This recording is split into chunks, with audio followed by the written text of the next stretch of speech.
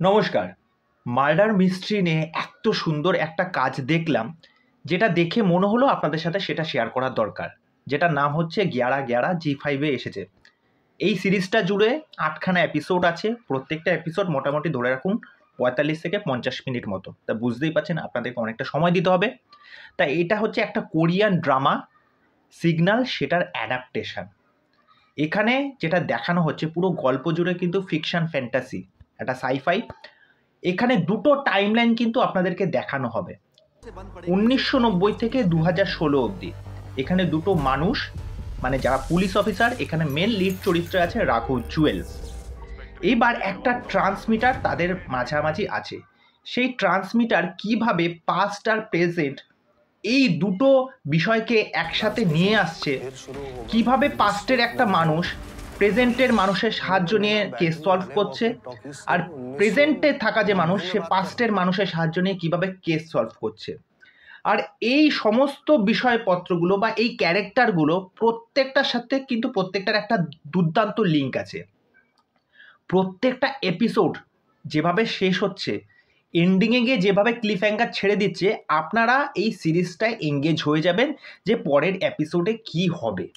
এইটা হলো এই সিরিজের সবচেয়ে বড় পজিটিভ দিক, মানে আপনাদেরকে হুক করে রাখবে। আপনারা যত সিরিজটা একটার পর একটা এপিসোড দেখবেন, আপনার মনে হবে এর পরবর্তীতে কি হবে। একটা সময় গিয়ে মনে হবে এই তো কেস সলভ হয়ে গেছে, এরপরে আর কি বাকি রয়েছে। কিন্তু না, এই চরিত্রগুলোরও নিজস্ব কিছু কাহিনী আছে, যেটা কিন্তু ওই পাস্ট আর প্রেজেন্টের মধ্যে কিন্তু রয়েছে। এই যে রাঘব জুয়েল, তার একটা কাহিনী আছে। আরেকজন যে পুলিশ অফিসার, তার একটা কাহিনী আছে। একজন মহিলা পুলিশ অফিসার, তার এখানে একটা বিরাট ভূমিকা আছে।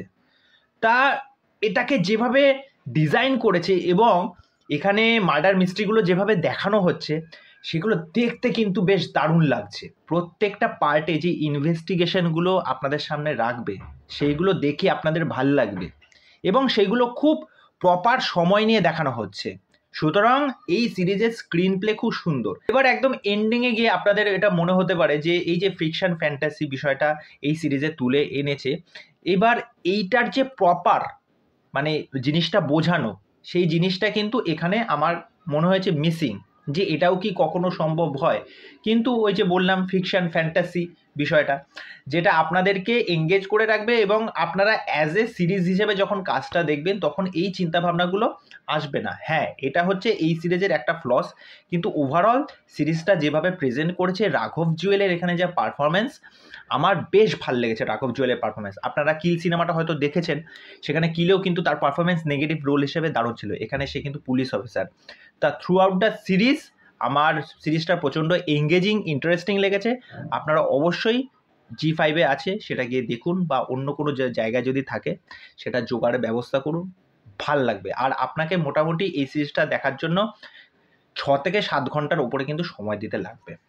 তা এই হলো আমার বক্তব্য। তা চলুন পরবর্তী ভিডিওতে আবার দেখা হচ্ছে। আর চ্যানেলে এসে চ্যানেলটাকে সাবস্ক্রাইব করে দিন। এইভাবে সাথে থাকবেন, পাশে থাকবেন। নমস্কার।